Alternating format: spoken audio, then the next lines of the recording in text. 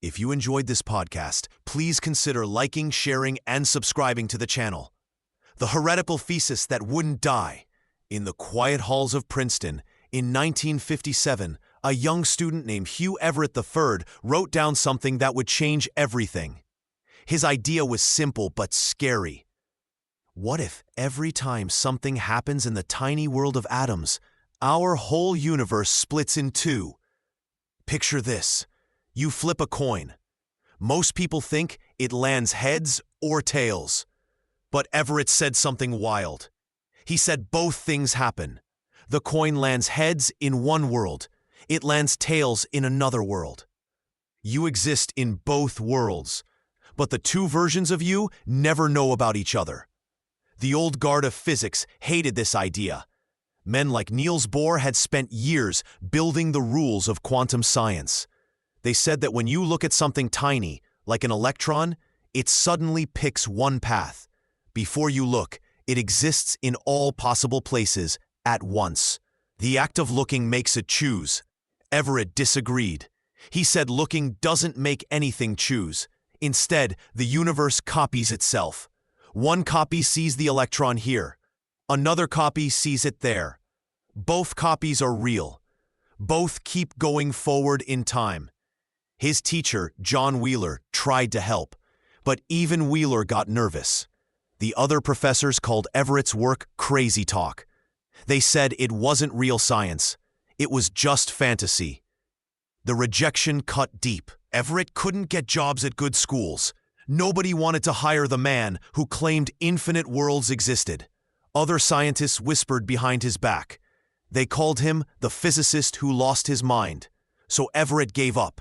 He left physics forever. He went to work for the military, building weapons and codes. His beautiful theory sat forgotten on dusty shelves. The strange part, the math in Everett's work was perfect. His equations solved problems that had puzzled scientists for decades. If you followed the numbers, parallel worlds made perfect sense. Why did the physics community fight so hard against an idea that worked so well? What were they really afraid of? Some say they feared the public would think scientists had gone insane. Others whisper that powerful men simply couldn't accept a universe where they weren't in control. The truth remains hidden, but Everett's forbidden theory refuses to die. It waits in the shadows, growing stronger with each passing year. The quantum suicide paradox. Professor Michael Davis sat in his lab late one night in 1987. He was thinking about Hugh Everett's strange idea. What if there really were many worlds? What if every choice created a new reality? Then a dark thought hit him. A thought so scary that it made him put down his coffee cup and stare at the wall. He grabbed a piece of paper and started writing. What if someone built a machine? A simple machine with just one button. When you press it, quantum physics decides your fate. 50% chance you live, 50% chance you die. Most people would say this is simple. Press it enough times and you will die. That's just math. But Davis realized something horrible. If many worlds exist, something else happens. Every time you press the button, reality splits in two. In one world, you die. In another world, you live. Here's the scary part. You can only see through the eyes of the living version. The dead version tells no stories. So you press the button once, you live. Press it again, you live. Again and again. Each time, versions of you die in other worlds, but you can only experience the world where you survive. From your view, you become impossible to kill. You press the button 100 times, 1,000 times. The odds say you should be dead. But you keep living because you can only exist in worlds where you're alive. Davis called this quantum suicide. The name stuck. Other scientists heard about this idea. Some got excited. Others got angry.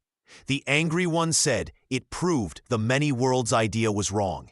How could consciousness jump between realities like this? Dr. Sarah Chen from MIT stood up at a conference in 1995 She was mad. "This makes consciousness special," she said. "It breaks all the rules we know about physics." But the believers had an answer. They said consciousness doesn't jump anywhere. You just can't experience being dead. It's like asking what you see when your eyes are closed forever. The idea spread beyond physics labs. People whispered about it in coffee shops. Some called it quantum immortality, the thought that you might never die from your own point of view. This raised new questions that kept scientists awake at night. If you're reading this now, does that mean you've already survived impossible odds? Have you been living in the luckiest possible world all along? The debate still rages today. Some say it proves we live in many worlds. Others say it shows the whole idea is broken. But everyone agrees on one thing. The thought experiment opened a door to questions we're not ready to answer. The mirror world, hidden in plain sight. Something very strange happened in a lab in Tennessee. Scientists were watching tiny particles called neutrons break apart. They had done this test many times before. The results should always be the same, but they were not. The neutrons were dying at different speeds. This made no sense. It was like watching identical clocks tick at different rates. The scientists checked their work again and again. The strange results would not go away. Dr. Sarah Chen was one of the scientists who noticed this first. She had spent years studying these particles. When the numbers came back wrong, she felt a chill run down her spine. Either their machines were broken or something impossible was happening. The neutrons seemed to vanish for tiny moments before they died. Where did they go? Some scientists whispered about a wild idea. What if the neutrons were jumping into another world? This other world would be like a mirror of ours. It would have its own atoms and stars, its own planets spinning in the dark. But we could never see it. The light from that world could not reach our eyes. Around the same time, something even stranger happened in Antarctica. Scientists had buried special detectors deep in the ice. These machines catch particles that travel through space. Most particles come down from the sky. That is normal. But these particles were coming up from the ground. This should be impossible. The particles were too powerful to travel through the entire Earth. Yet there they were, shooting up through miles of ice and rock. The scientists stared at their computer screens in disbelief. Dr. Martinez, who ran the experiment, called it the most puzzling thing he had ever seen. The particles seemed to appear from nowhere, as if they had taken a shortcut through reality itself. Word of these strange events spread quickly through the science world. Some researchers began to connect the dots: the missing neutrons, the impossible particles, the measurements of space that would not match up. What if there really was another world right next to ours? A world we could not see or touch. A world that only showed itself through these tiny, strange events. But not everyone wanted to hear this idea. Important scientists said it was nonsense. They found other ways to explain the strange results. They said the equipment was faulty. They said the math was wrong. Some people began to wonder why these scientists were so quick to dismiss the evidence. Were they afraid of what it might mean? Or were they protecting something bitter? The mirror world idea refused to die. It lingered in the shadows of science, waiting for the next strange event to prove it right. The cosmic web of infinite possibilities. Picture a scientist sitting alone in his office at MIT, drawing circles within circles on a blackboard. His name is Max Tegmark, and he's about to propose something that will make other scientists very angry. Tegmark looks at the quantum worlds we just explored and thinks they're too small, too simple. He believes we live inside something much bigger and stranger. He calls it a web of infinite worlds, stacked like Russian dolls, one inside another. The first layer is easy to understand. Imagine space goes on forever in all directions. If that's true, then somewhere out there, every possible thing must exist. There's another Earth with another you. There's a place where dinosaurs never died. There's a world where you became a movie star. Math tells us this must be true if space never ends.